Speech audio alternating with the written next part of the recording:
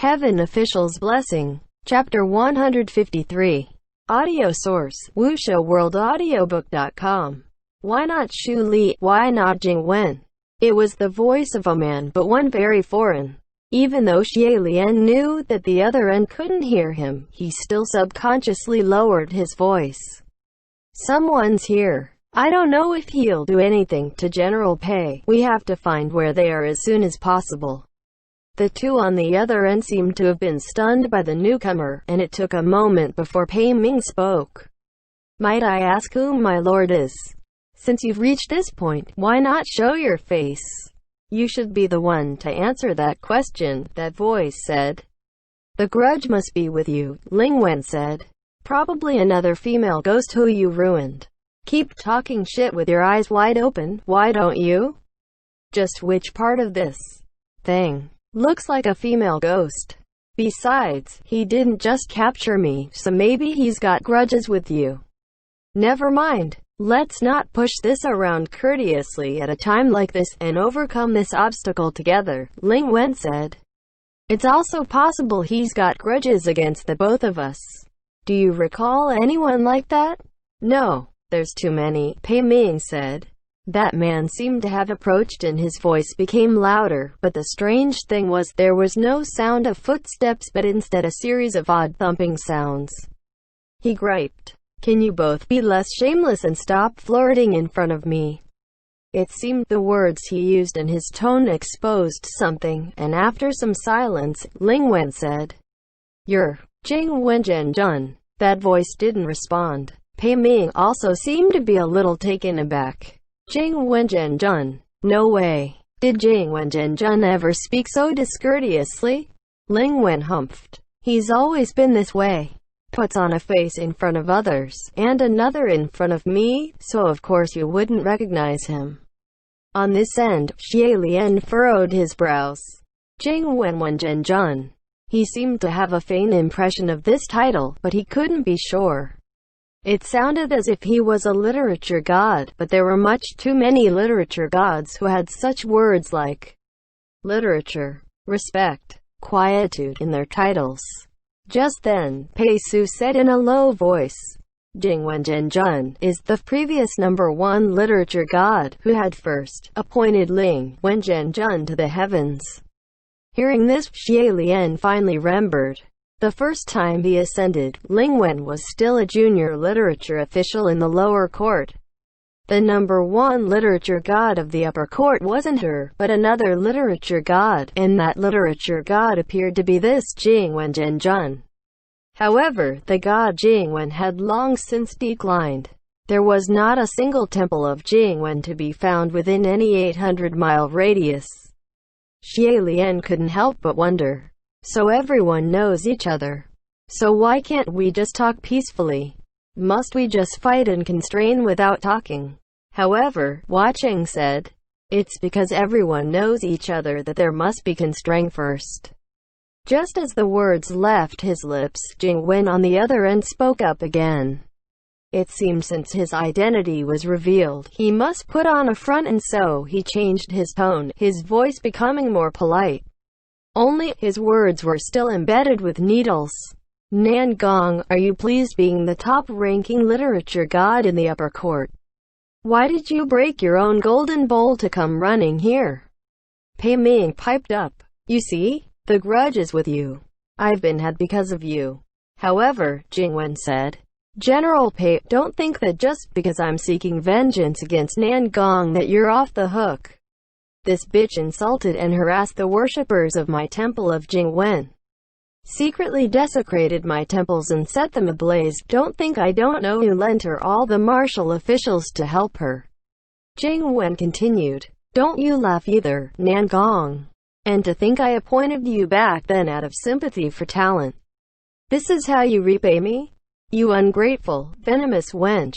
I've waited for this day for too long, too long. Xie Lian covered his forehead with his palm, thinking inwardly, the three cancers certainly live up to their names, each nastier than the other. Yet unexpectedly, Ling Wen only replied flatly, Jing Wenjian Jun, there's no one here but us right now and you've had your say, so why keep up the act? Did you actually appoint me as a deputy official because you're sympathetic of talent? Just why did you appoint me and how did you treat me after appointing me? Others might not know, but I'm sure you're personally more than clear. Xie Lian was becoming more curious the more he listened. What happened between Jing Wenzhen and Ling Wen? Little General Pei, do you know the story behind this? Pei Su was also listening intently. I'm sorry. I have yet to send the time, so I don't can how much. Xie Lian woefully thought his broken sentences was probably never going to heal. On the side, Hua Cheng spoke up. Gerger, no need to ask others, just ask me. Xie Lian was amazed. San Lang, you know about Heaven's old past scandals too? Turns out, it wasn't just his imagination. When it came to all the shady histories and hearsays of every major heavenly official in the upper court, Hua Cheng certainly did his studies. He nodded, and indeed told Xie Lian what he knew. Turns out, Jing Wen and Ling Wen were both literature gods born of the Shu Li kingdom. Jing Wen was older than Ling Wen by many centuries and had a deep foundation in the Shu Li kingdom. At first the two never crossed paths. However, there was one year the Shu Li kingdom conducted a ceremonial festival to revere and worship the literature gods. As a part of the festival, there was a small contest.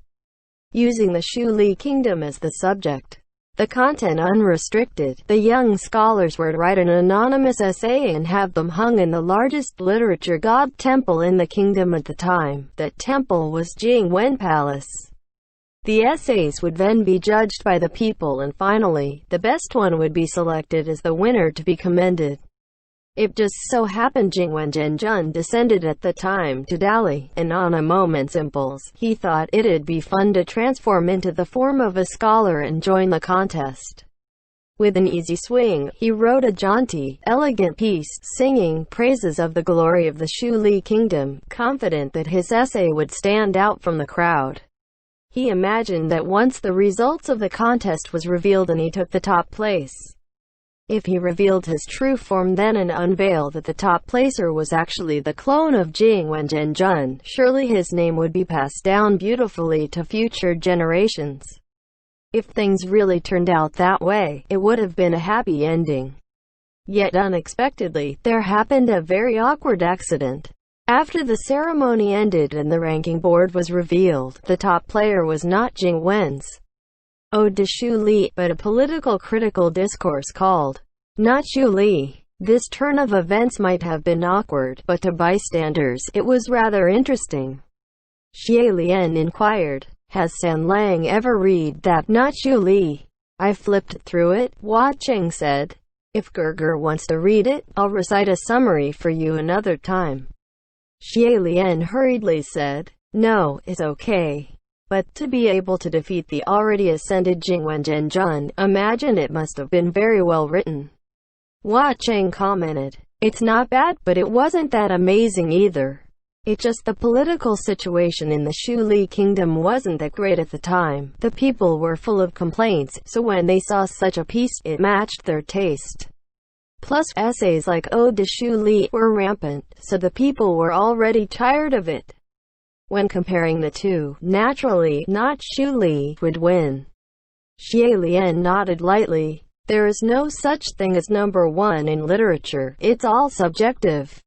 Something like this isn't really anything, especially if the content wasn't even the same thing. Correct, Hua Cheng said.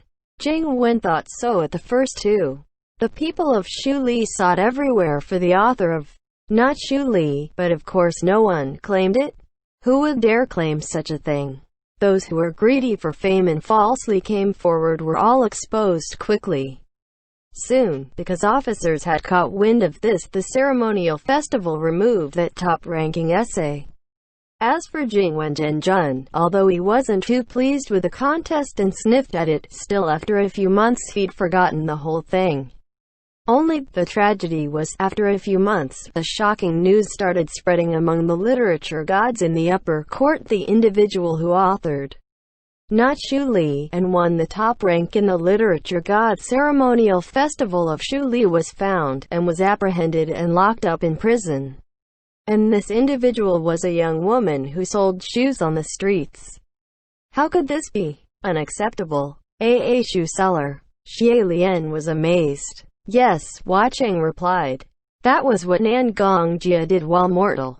No wonder he's heard people call Lingwen Palace of worn-out shoes under their breaths, and it wasn't just once or twice. Since Xie Lian didn't think it right to inquire for the root of such things, he's never learned where the term came from. Originally, there was no way anyone would connect, not Shu Li, with a shoe-selling maiden. However, that young girl would sometimes help others scribe letters or sonnets to make some extra income. And one day, one of the employers discovered her writing was similar to that of that top-ranking essay, and reported her in, which was how she was caught. After learning of this news, Jing Wenzhen swung his brush and immediately appointed that young girl named Nan Gongjia to the heavens. It must be known that at the time, Lady Heavenly officials were already few in numbers. It wasn't that there weren't any, but most of them were in control of flowers and plants, crafts and embroidery, singing or dancing or other such skills. Even when appointing deputy officials, no one would want to appoint a woman to be their deputy official of the lower court. Lady Literature Gods were even more rare. The women of Literature God palaces were all cool beauties, and they didn't control anything literature-related, but more so gentle souls who grinded ink and laid papers. They weren't considered heavenly officials, more like objects to be appreciated. Jing Wenzhen's actions received the praise of bearing sympathy for talents among literature gods. And everyone claimed this little girl had the best of luck to be able to run into someone like Jing Wenzhen, who possessed eyes of wisdom. Not only did she escape the trial of prison, she was able to climb above to the trees to become a phoenix. Truly a beautiful tale. However, at this very moment, the main characters of this beautiful tale were going at each other's throats.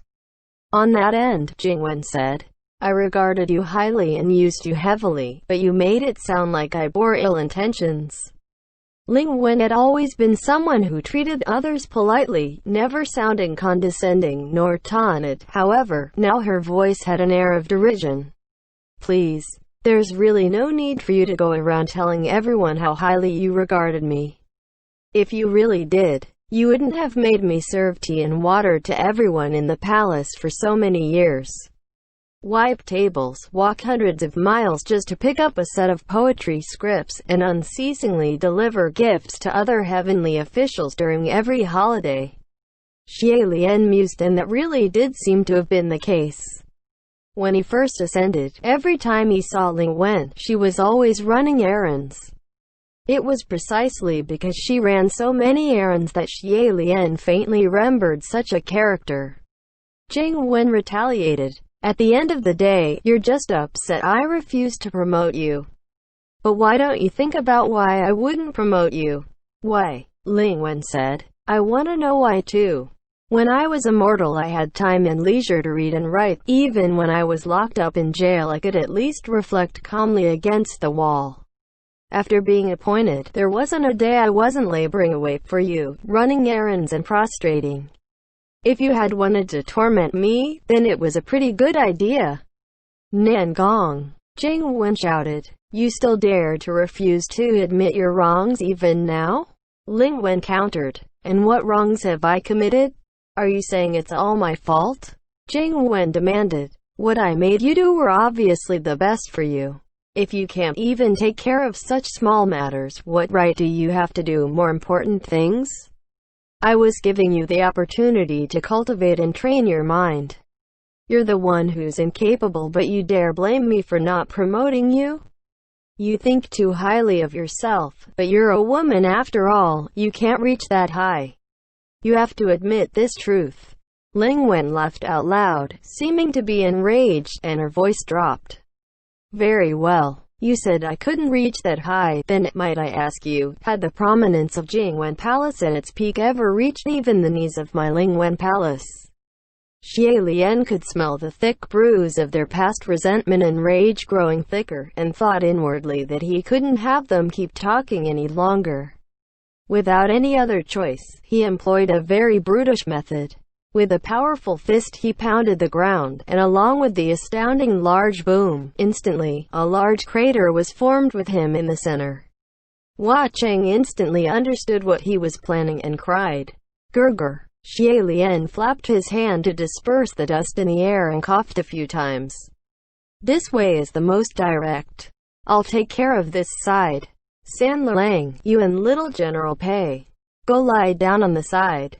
At first he had wanted Hua Cheng and Pei Su to try the other direction, but under their current states they were both not as capable. As if Hua Cheng was going to listen to him and obediently lie around. He picked the opposite direction Xie Lian had chosen, summoned Yi Ming, and plunged the blade, piercing the ground. This strike in Xie Lian's fist earlier created the same effect. The two took turns to produce one large noise after the other, the two of them going further and further away from each other. After pounding a few times, Xie Lian stopped to listen, but Pei Ming and Ling Wen didn't seem to have any reactions, like they didn't hear the booming noises he was creating. As for Jing Wen, Ling Wen seemed to have stabbed him where it hurt, and he sneered as the mask of politeness was ripped off, returning to using the bitter tones of when he was calling them a fucking pair. "Nangong Jia, stop wagging your tail like a wretch who'd won in front of me. If it wasn't for me appointing you into the heavens, who knows how many you'd have bore spawns for in jail." Now those words were exceedingly vulgar, and Xie Lian's hand almost slipped. Even Pei Ming couldn't listen anymore. "You were at least a literature god once, can you not be this classless?" "See, Nangong," Jingwen accused. "See how your good lover is shielding you. Who are you, General Pei, to accuse me of classlessness? In your mind, who isn't my lover?" Ling Wen spat. "You're looking for retribution? Let's talk retribution." Xie Lian had leapt quite the distance by now, and he once again slammed the ground. This time, Jingwen on the other end of the silver butterfly was alarmed. "What's the noise?" Xie Lian's heart jumped. "It's the right direction." Pei Ming and Ling Wen both heard too. Pei Ming hesitantly wondered, did someone start fighting above? Going harder, Xie Lian dashed a few meters and pounded again thunderously. Pei Ming exclaimed, "It's closer now." What a powerful blow. It came from above. "It's here." Xie Lian didn't throw another fist. He pulled out Fang Xin and thrusted the sword downwards. The aura of the sword erupted and the ground rumbled as it caved in. Soon after, he fell into a chilling underground cave. Xie Lian mentally prayed that he didn't crash over Pei Ming and Ling Wen, and he waved away the dust in the air as he rose to his feet, turning around with a sword in his grip, and called, "Jing." The moment the figure of that Jing Wen Zhenjun entered his sight, Xie Lian couldn't help but widen his eyes.